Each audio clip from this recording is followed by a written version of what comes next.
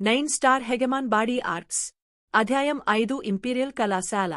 సామ్రాజ్య రాజధాని యొక్క గొప్ప వారసుల కోసం ఇంపీరియల్ కళాశాల ప్రతి నెలా ఒకరోజు దాని తలుపులు తెరిచింది. ఉదయం వారు కవిత్వం మరియు మర్యాదలను అభ్యసిస్తారు మరియు మధ్యాహ్నం ప్యాలెస్ యొక్క మార్షల్ ఆర్ట్స్ డిపాజిటరీ అందరికీ ఉచితంగా అందుబాటులో ఉంటుంది. ఇంపీరియల్ కళాశాల యొక్క మునుపటి ప్రారంభాలు లాంగ్ చెన్కు పూర్తిగా అర్థం కాలేదు, ఎందుకంటే అతను హాజరైనప్పటికీ అతను అక్కడ ఉన్న ప్రతి ఒక్కరికీ ఎగతాళిగా ఉంటాడు. కాని ఇప్పుడు ఆ పరిస్థితి లేదు. ఫెంగ్ఫు పిల్ను తీసుకున్న తర్వాత లాంగ్ చెన్ అప్పటికే ఫెంగ్ఫు స్టార్ యొక్క పెండ రూపాన్ని అనుభవించాడు.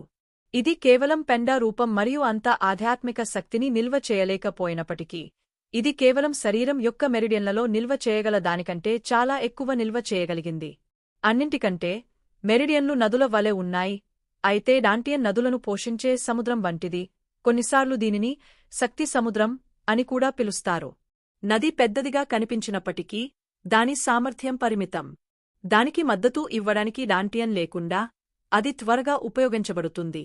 కాని ఈ సమస్య ఫెంగ్ఫు స్టార్ యొక్క ఘనీభవనంతో పూర్తిగా పరిష్కరించబడింది. మరియు చాలా ముఖ్యమైన విషయమేమిటంటే ఇప్పుడు ఫెంగ్ఫు స్టార్ యొక్క పెండ రూపం ఘనీభవించబడింది. తగినంత శక్తి ఉన్నంతవరకు అది చివరికి పూర్తి ఫెంగ్ఫు స్టార్గా మారుతుంది. ఆ సమయంలో లాంగ్ చెన్ డాంటియంగా ఉపయోగించుకోవడానికి తనకంటూ ప్రత్యేకమైనదాన్ని కలిగి ఉంటాడు. ఇది 9 స్టార్ హెగెమాన్ బాడీ ఆర్ట్లో అత్యంత ప్రత్యేకమైన అంశం. మొత్తం 9 నక్షత్రాలు ఘనీభవించినప్పుడు అది 9 డాంటియన్లను కలిగి ఉండటంతో సమానం. ఆ రకమైన బలమైన ఆధ్యాత్మిక శక్తి వనరు ఎంత శక్తివంతమైనదో ఎవరైనా అర్థం చేసుకోగలరు. లాంగ్ చెన్ మొత్తం 9 స్టార్ హెగెమాన్ బాడీ ఆర్ట్ని కలిగి ఉన్నాడు. దురదృష్టవశాత్తు అటువంటి సాంకేతికత స్వర్గాన్ని ధిక్కరించేది మరియు దాని గురించి అతని అవగాహన ఇప్పటికీ చాలా తక్కువగా ఉంది, కాబట్టి అతను దానిపై అంతులేని ధ్యానం చేయవలసి వచ్చింది. ఒకసారి అతను తన ఫెంగ్ఫు స్టార్ను పూర్తిగా సంగ్రహించగలిగితే అతను చాలా పెద్ద మొత్తంలో ఆధ్యాత్మిక శక్తిని నిల్వ చేయగలడు. అప్పుడు అతను తన రక్త నాళాలను సమీకరించడానికి ప్రయత్నించవచ్చు మరియు రక్త ఘనీభవన దశలోకి ప్రవేశించవచ్చు, తద్వారా నిజమైన యుద్ధ కళాకారుడు అవుతాడు. కీ కండెన్సేషన్ దశ అనేది మార్షల్ ఆర్ట్స్లో శిక్షణ యొక్క మొదటి దశ. బ్లడ్ కండెన్సేషన్ దశలోకి అడుగు పెట్టడం ద్వారా మీ రక్తం మరియు క్వి ఉప్పెనను కలిగి ఉండటం మరియు మీ యుద్ధ శక్తులు బాగా పెరగడం ద్వారా మాత్రమే మీరు నిజమైన యుద్ధ కళాకారుడిగా పరిగణించబడతారు. లాంగ్ చెన్కి అతను క్వి కండెన్సేషన్ యొక్క హెవెన్ స్టేజ్ని ఏమని పరిగణిస్తాడో తెలియదు, కాని అతని పెండం ఫెంగ్ఫు స్టార్ ఏర్పడటంతో అతని శరీరం యొక్క బలం ఆశ్చర్యకరమైన మొత్తంలో పెరిగింది. కరెంట్ అతను చాలా సులభమైన పంచ్ వేయగలడు మరియు అది గాలికి ఈల వేయడానికి కారణమవుతుంది. ఎంతగా అంటే అది సృష్టించిన శక్తికి 2 మీటర్ల దూరంలో ఉన్న జాడీని కూడా విడదీయడానికి తగినంత శక్తి ఉంటుంది. ముఖ్యంగా అతని శరీరం మొత్తం బలంతో నిండినట్లుగా ఉంది. ఈసారి ఇంపీరియల్ కాలేజీకి వెళ్లడంలో అతని లక్ష్యం మార్షల్ ఆర్ట్స్ డిపాజిటరీలోకి ప్రవేశించడమే. అతని ఫెంగ్ఫు స్టార్ యొక్క పెండ రూపంతో అతని శరీరం యొక్క ఆధ్యాత్మిక శక్తి పెరిగింది మరియు అతను అప్పటికే యుద్ధ నైపుణ్యాలలో శిక్షణ పొందడం ప్రారంభించాడు. ఈ యుద్ధ నైపుణ్యాలు అని పిలవబడేవి అన్ని అత్యంత శక్తివంతమైన సీనియర్లచే సృష్టించబడ్డాయి. అవి ఒక వ్యక్తి యొక్క ఆధ్యాత్మిక శక్తి, క్వి మరియు మెరిడియన్లను ఉపయోగించే శక్తివంతమైన పోరాట పద్ధతులు. యుద్ధ నైపుణ్యాలు చాలా భయానకంగా ఉన్నాయి. వారు ఒక యుద్ధ కళాకారుడిని వారి సాధారణ బలం కంటే చాలా రెట్లు ఎక్కువ బలీయమైన శక్తిని విడుదల చేయడానికి అనుమతించగలరు. వారి ముందు ధైర్యంగా ఉండడం అసాధ్యం. అందువల్ల ప్రతి యుద్ధ నైపుణ్యం ఒక యుద్ధ కళాకారుడికి చాలా ముఖ్యమైనది. ఇప్పుడు లాంగ్ చెన్కు యుద్ధ నైపుణ్యాలలో శిక్షణ ఇవ్వగల ఆధ్యాత్మిక శక్తి ఉంది. అతను దానిని పొందేందుకు దురదతో ఉన్నాడు. ఇంపీరియల్ కళాశాల సామ్రాజ్య రాజధానికి ఉత్తరం వైపున ఉంది. ఇది 10 కిలోమీటర్ల వరకు విస్తరించి ఉంది మరియు ఇంపీరియల్ ప్యాలెస్ కాకుండా ఇది మొత్తం సామ్రాజ్య రాజధానిలో అత్యంత గొప్ప మరియు అత్యంత గంభీరమైన భవనం. లాంగ్ చెన్ తన గుర్తింపు పలకను చూపించిన తర్వాత అతను ఇంపీరియల్ కాలేజీలోకి ప్రవేశించి నేరుగా సాహిత్య మందిరానికి వెళ్లాడు. అక్కడ ఉదయం ఉపన్యాసం జరిగింది మరియు మర్యాద నుండి కవిత్వం వరకు మరియు సాహిత్యం యొక్క పురాతన సిద్ధాంతాల వరకు ప్రతిదీ మరియు ఏదైనా గురించి మాట్లాడే లెక్చరర్ల నుండి గొప్ప వారసులు డావో అధ్యయనాలను వింటారు. సాహిత్య మందిరంలోకి ప్రవేశించినప్పుడు అతను ఎంత తొందరగా ఉన్నాడో చాలా పెద్ద సాహిత్య మందిరంలో అనేక డజన్ల మంది మాత్రమే ఉన్నారని చూశాడు. హా బ్రదర్ లాంగ్, మీరు వచ్చారు.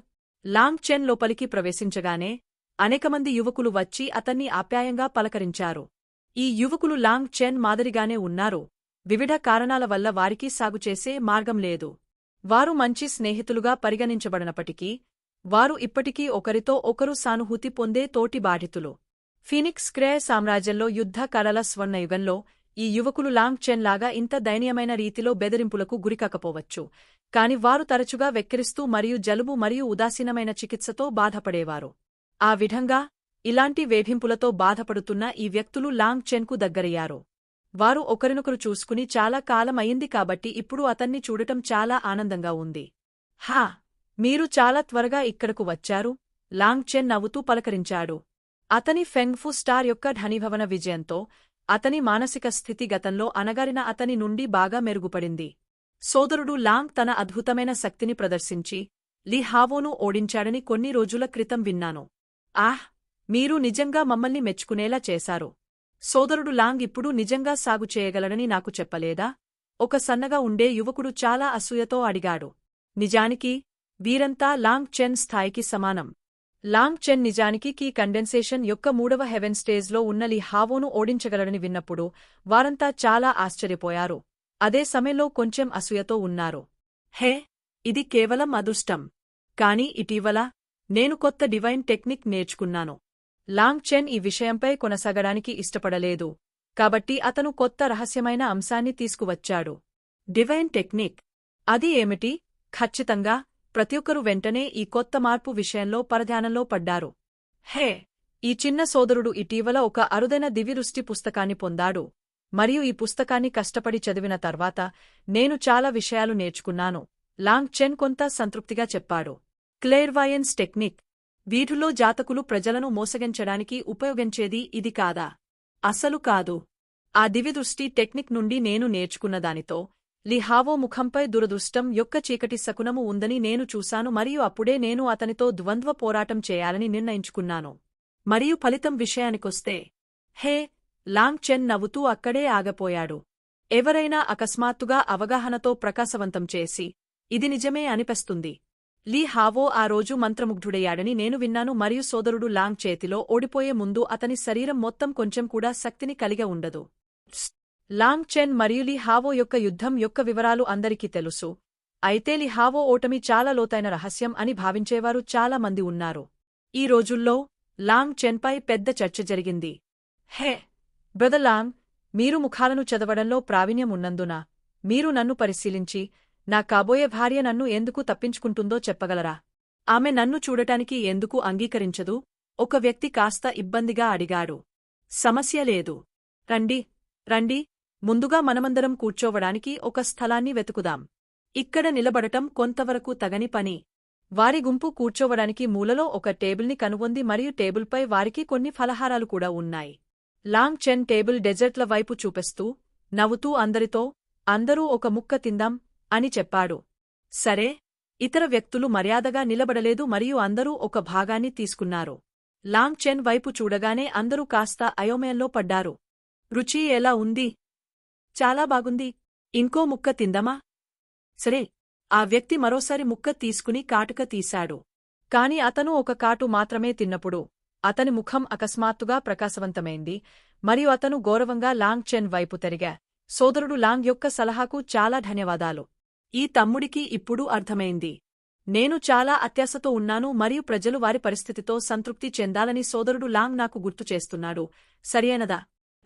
అందరూ లాంగ్ చెన్ వైపు మెచ్చుకోలుగా చూశారు. లాంగ్ చెన్ కొన్ని చిన్న డెజర్ట్లను ఆలోచనకు ఆహారంగా ఉపయోగించగల లోతైన నైపుణ్యాలను కలిగి ఉంటాడని ఎవరు భావించారు. అయినప్పటికీ లాంగ్ చెన్ ఇంకా నిట్టూర్చాడు మరియు అతని తల ఊపాడు. తప్పు. నేను మీకు గుర్తు చేయదలుచుకున్నది ఏమిటంటే, మీరు ఇప్పటికే ఇంత లావుగా ఉన్నారు, ఇంకా మీరు ఇంత తింటున్నారు. త్వరలో మీరు తలుపు ద్వారా సరిపోయేలా చేయలేరు. మీ కాబోయే భార్య ఇప్పటికీ మీతోనే ఉంది మరియు మిమ్మల్ని విడిచిపెట్టలేదు అనేది ఇప్పటికే అపారమైన వసతి. మీరు దానితో సంతోషంగా ఉండాలి. మీలాంటి శరీర ఆకృతితో మీ పక్కన పడుకోవడానికి ఏ స్త్రీ అయినా భయపడుతుంది.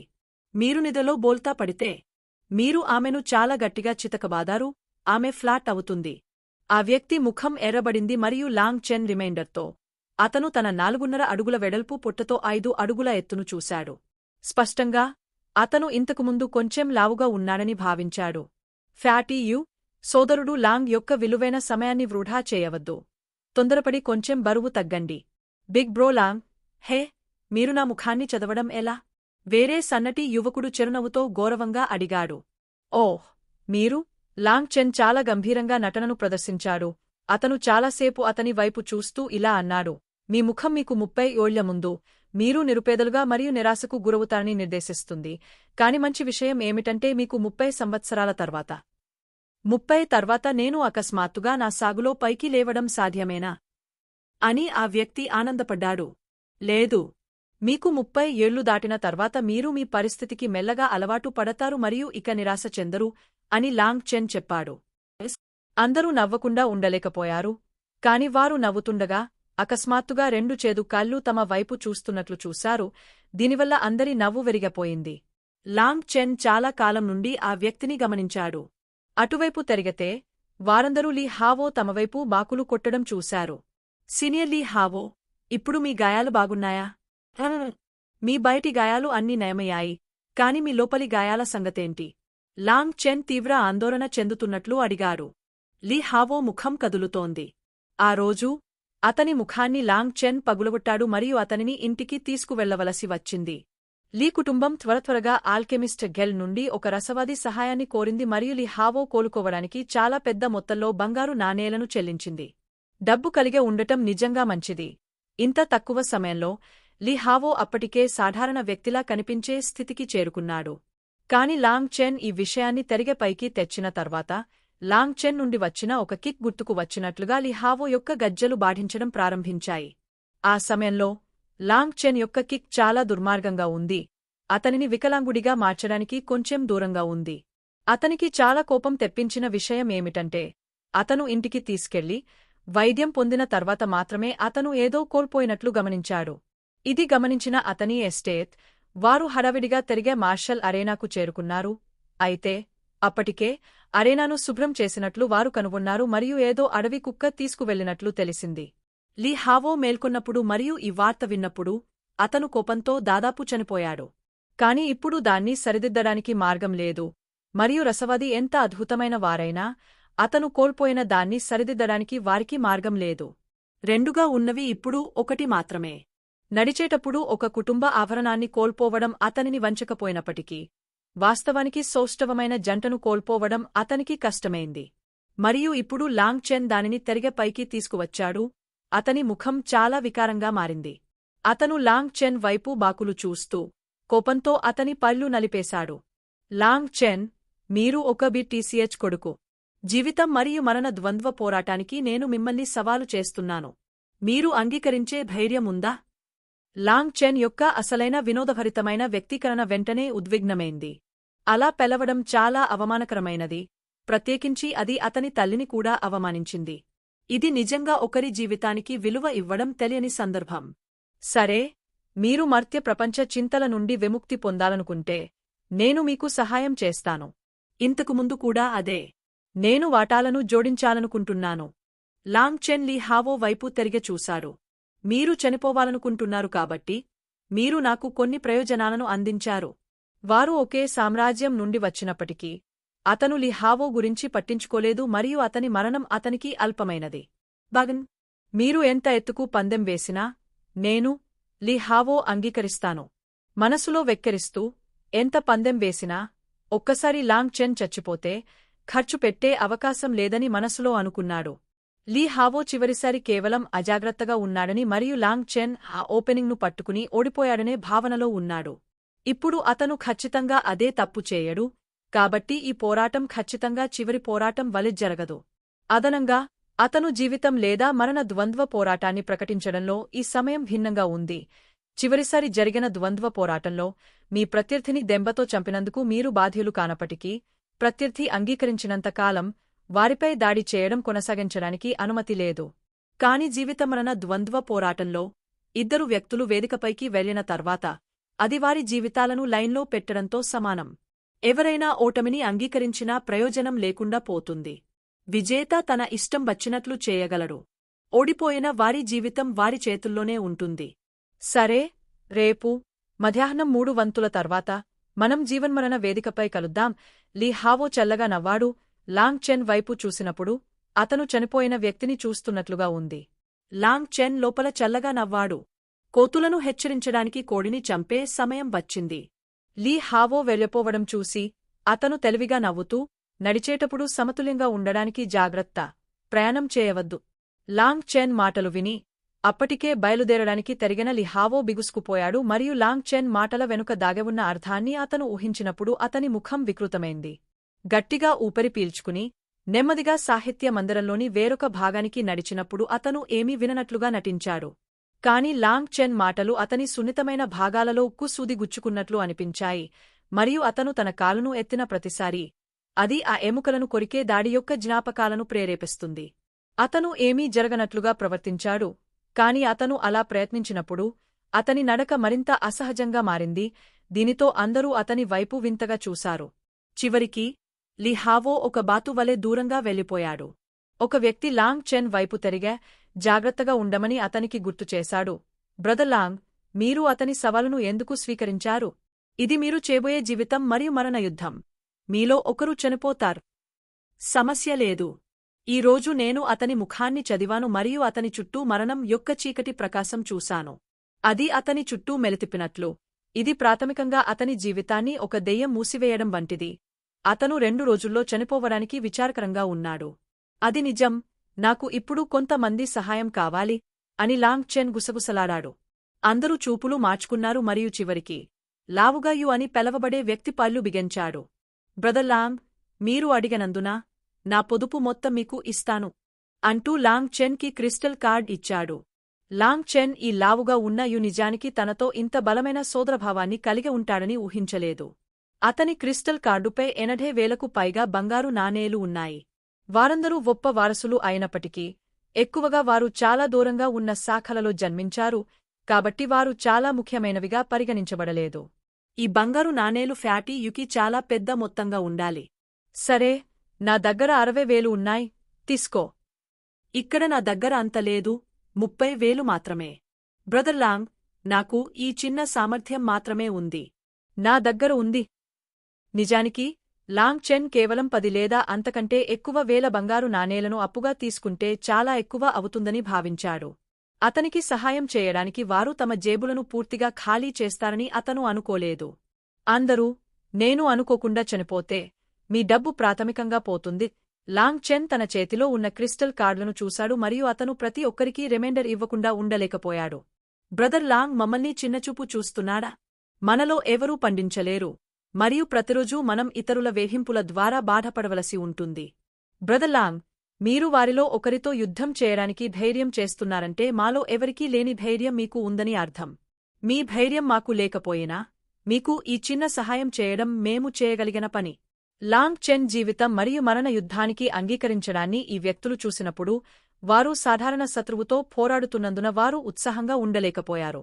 లాంగ్ చెన్ సహాయం కోసం వేడుకోవడం చూసి వారు మరింత వేడెక్కారు మరియు చివరికి వారు పర్యవసానాలను కూడా పట్టించుకోలేదు.